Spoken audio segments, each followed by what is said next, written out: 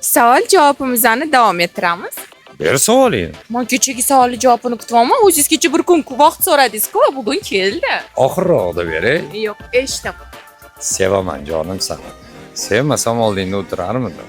Sevaman. Mani savolim senga sochingni Koreyaga kestirganmiz-ku.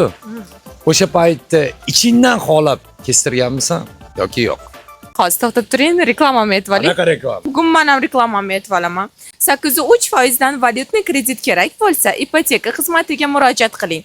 Bitta pasport va garov evaziga ishingizni bir kunda hal qilib chiqib ketishingiz mumkin. Garov evaziga noturar bino yoki uy qo'yib bersangiz bo'ldi. Ana endi savolingizga javob bersam, qare soch menga umuman o'zimga yoqmaydi, menga yarashmaydi, lekin siz yoqtirganingiz uchun, siz meni qare sochda ko'rish xohlaganingiz uchun men kestirganman. O'zing xohlamagansan. Yo'q, meni javobim o'zim xohlamaganman, hozir ham xohlamayman jonim. Endi meni navbatim. Meni savolim ancha jiddiyroq. Voy, jiddiy ekanda sizni hamma savolingiz. Jiddiyroq savol berib sizni yutqizdirmasam, apelsinkalarimni kreditini to'lab berishingiz kerak. Hop. Meni savolim, menga xiyonat qilganmisiz? O'chirib tur kamerani. Yo'q, men o'chiradi, o'chirmay ozod kamerani.